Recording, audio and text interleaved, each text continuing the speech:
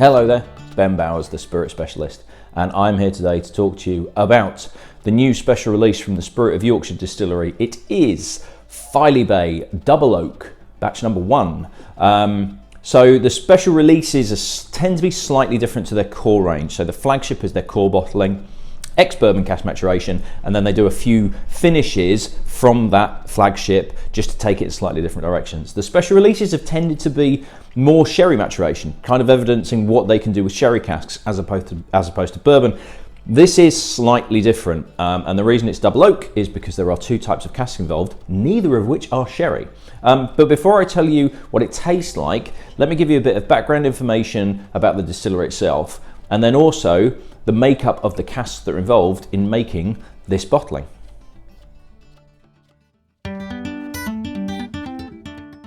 The Spirit of Yorkshire DIstillery was founded in 2016 by Tom Mellor and David Thompson. Tom was an arable farmer who set up the Woldtop Brewery in 2013 and already had ideas about opening a whisky distillery in conjunction, and so partnered with long-standing friend and marketing expert David to set up the new Spirit venture. The barley used for both beer and whisky production is grown on Tom's own fields, with milling, mashing and fermentation taking place at the brewery 4.5 miles away from the distillery itself. If the distillery was in Scotland, this would not be allowed due to Scotch Whisky Association regulations. In planning the distillery, Tom and David enlisted the help of legendary distillery consultant Jim Swan, who was well known around the world for assisting new distilleries such as Cavallan, Kilchoman, Penderyn and Lindores Abbey before his untimely death in 2017. The house style will ultimately be akin to the likes of Glenlivet, fruit-forward but somewhat delicate in body. The master distiller is a young man named Joe Clark. Joe's first job in the whisky industry was as a part-timer in the York branch of the whisky shop, at that time managed by none other than yours truly. His passion and enthusiasm was obvious from the very start, and he has worked tirelessly to ensure the early spirit releases from the distillery, under the brand name of Filey Bay, are of the highest quality. However, as is a legal requirement whenever I discuss Joe, I am obliged to show you this picture of Joe with our good friend Ollie Chilton of the Whisky Exchange during a trip to Islay. Feel free to ask him about the long hair, it's quite the story. In addition to 2 copper pot stills, a directional arm can connect to a 4-plate column still, which enables them to play around with reflux and redistillation. Maturation takes place principally in first fill ex-Bourbon casks from Old Forester, although plenty of experimentation has been done with other cask types and finishing. Indeed, the current core range features a finish using Muscatel wine casks and an STR ex-Rioja cask finish. STR, or shaved, toasted and recharred, is a signature of Jim Swan's legacy. Filey Bay flagship, however, can be seen as the key introduction to the Filey Bay flavour profile, with light, fruity and creamy notes throughout. Unlike other recent new whisky distilleries across the UK, Spirit of Yorkshire never had any intention to delve into the massive gin or growing rum market, which would have given them an early and potentially lucrative revenue stream. The only concession they've made was the release of a whisky and malt spirit cream liqueur at the end of 2020, allowing visitors to their distillery who didn't drink whisky the chance to still appreciate their output. Filey Bay Double Oak is the latest bottling as part of the distillery's ongoing series of special releases. Whereas previous bottlings are focused on some kind of sherry maturation, Double Oak explores a relationship between bourbon casks, normally used to produce the core range of Filey Bay, and virgin oak barrels. The base spirit is actually a marriage of 47% pot and 53% column still distillate, meaning if this was produced under Scotch Whisky Association regulations, it would actually have to be called a single grain whisky. A small number of first fill ex-Bourbon casks that had been laid down in the winter of 2017 were hand selected by Joe to then be finished for around 6 months in lightly charred virgin American white oak barrels. A lighter char imparts softer, fruitier notes than the rich vanilla and warm oak flavours one might achieve with heavy charring. Interestingly, the spirit was reduced down to 50% ABV before being transferred into those casks.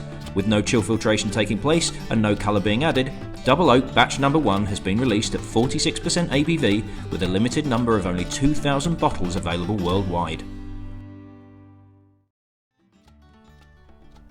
So, as always, I was very kindly given a sample bottle to A, do this review video, and B, also share with customers who might be interested in trying it. So unlike the other special releases which have been, so the last couple, the last sherry cask number 2 was PX, Yorkshire Day of last year was Oloroso. They've always tended to be kind of sherry maturation, but here we've got the first fill ex-Bourbon and then the virgin oak finish, which I believe is about 6 months. It might be a little bit longer than that. So we have a limited number of 2,000 bottles. That is it. I have an allocation of it, not very many, and I think already, I mean, this is the Thursday before Good Friday, which is when it launches officially.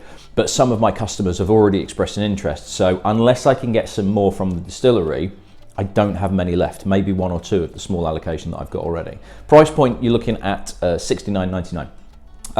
So slightly different expression from the other special releases. I've really enjoyed their heavily sherried ones.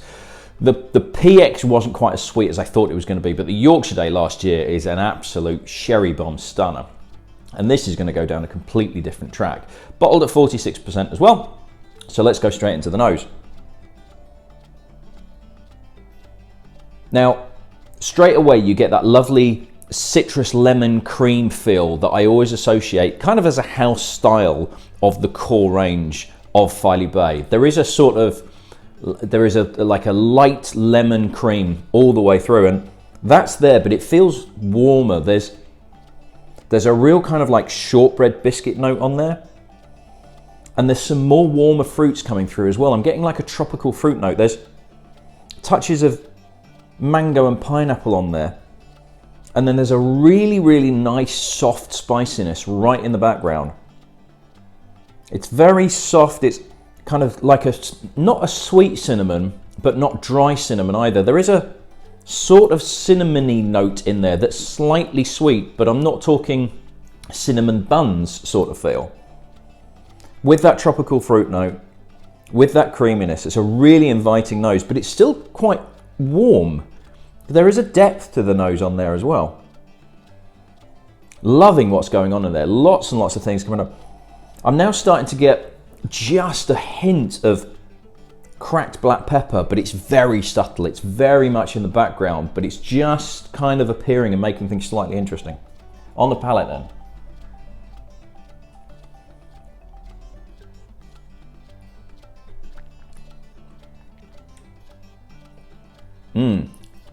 Quite chewy, and there's a juiciness in there as well. It's really quite mouth-watering. That lemon cream feel, the creaminess is there, but the citrusy notes that are on the flagship aren't really present here. It's pleasant, but those citrusy notes that I get from flagship and the core range are less here. You get much more of a creaminess, but the fruitiness it's warmer and richer than a citrus feel. There's kind of a slight lemon meringue pie feel in the background, but this feels a little bit more, it's not like it's sherry matured, but we're going more towards kind of sultanas, that sort of feel.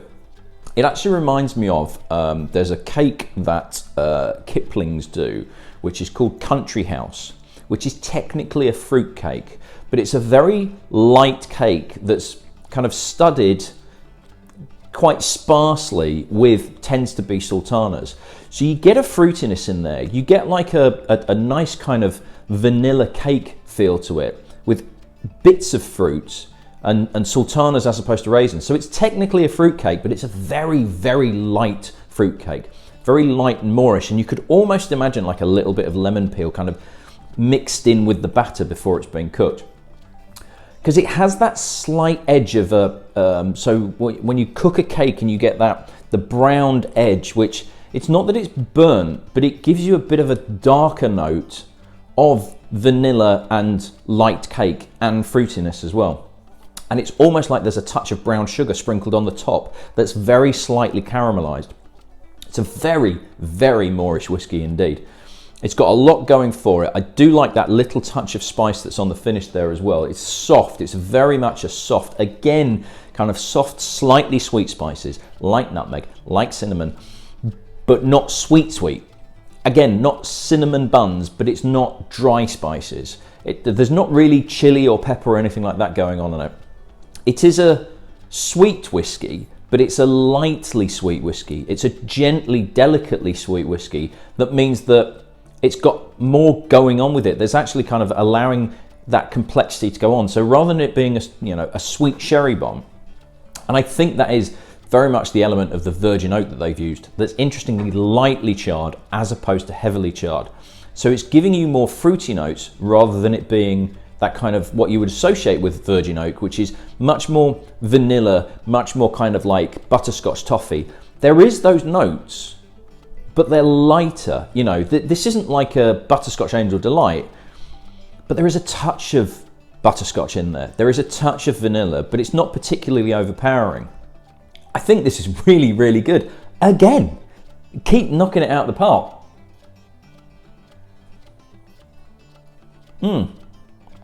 Oh, particularly on that mouthfeel, I got a real cream soda vibe as well.